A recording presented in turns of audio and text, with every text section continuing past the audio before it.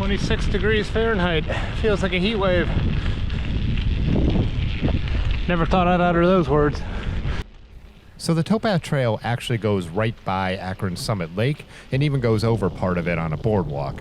But I knew that's not going to be the way I would be able to get there because we've had so much snow and it has stayed so cold that the towpath and all the other bike trails are completely impassable.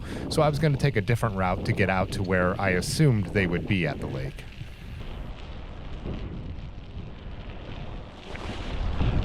Feels like I haven't seen downtown forever. Super glad they take care of the cycle track down here. Wish they did the bike lanes in other parts of Akron though. So I guess this is where bike lane maintenance ends. Problem with separated bike lanes like this, then they won't plow them.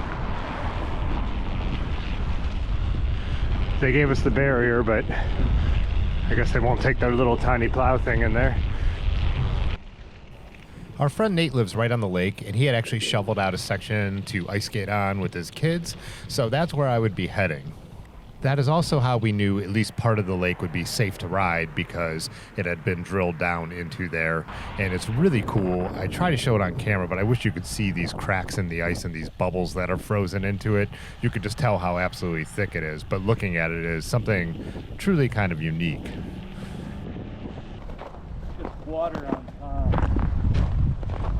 So this is like where Micah and I rode the other day. Oh, so it's frozen. So if you stay right here, be careful here. It'll like. Oh, it's slush, but it's still.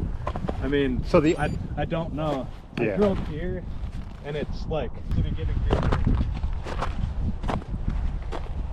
Who's taking leaks out here? Very thick.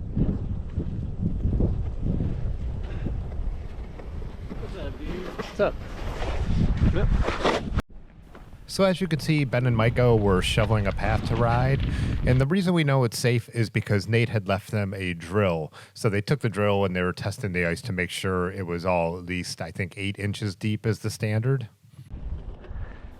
So I walked past the slushy and wet parts there towards the beginning, mostly just because I didn't want to get wet, risk slipping, or risk my old bike getting all frozen up or anything like that. I did bring my Hoover Air Pro Max drone as Ben had recommended, which was a good idea. I actually wish I had done a little bit more with the settings like I've said every time, but it's just so cold that by the time I got the drone going this first time, my hands were absolutely frozen. I'm like, I need to put my hands back in the gloves. I can't be messing around with settings. But it was still so cool to at least put up, and it is just so otherworldly to be out in the middle of this lake that we ride around all summer long and just like get the view from the center.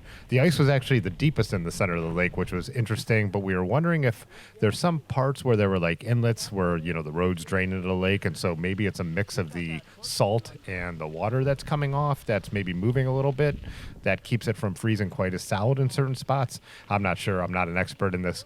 We don't live somewhere where our lakes generally freeze this thick.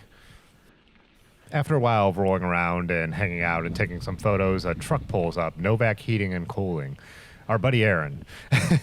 Yes, this is what 4 people pushing 50 do on a Monday afternoon in February in Akron, Ohio.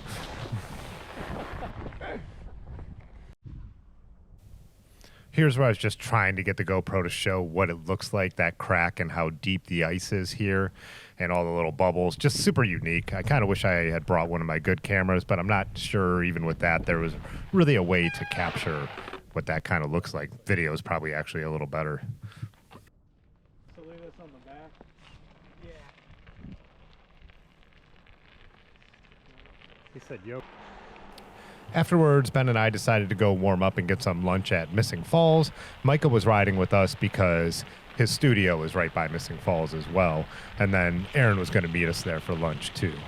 Snow started coming down really hard, and it was kind of a great winter bike day, and it finally wasn't just in the teens or single digits, which it's been all before that, and it's been all since.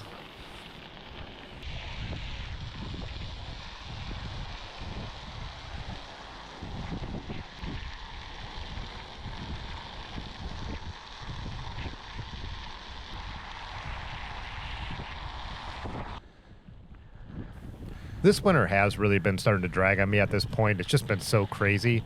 The main thing is it's really hard to ride anywhere just because none of the shoulders have been plowed because it's just been so cold and snowy. None of our bike paths are passable except for, like I mentioned here, the downtown ones. We haven't even really been doing our group rides. It's just kind of not a lot of fun.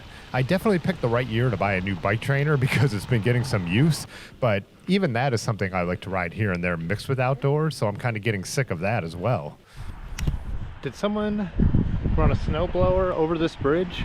That would be so awesome. Because it's rush hour and I just don't want to ride it, no shoulder.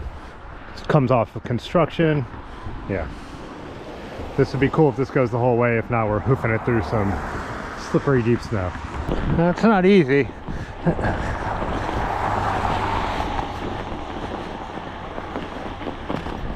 Oh.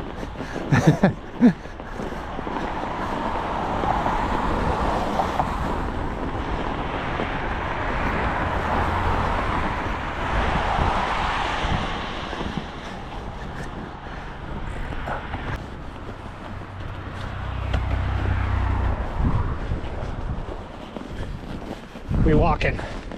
It's just too slippery. It's not even deep. You just can't get traction. You just go side to side. We also got about another, less than an inch of snow while I was out riding, so it's probably making it harder too. For the rest of the video, I'm going to throw it back to Ben riding with the Hoover Air following him. Just some ice riding ASMR.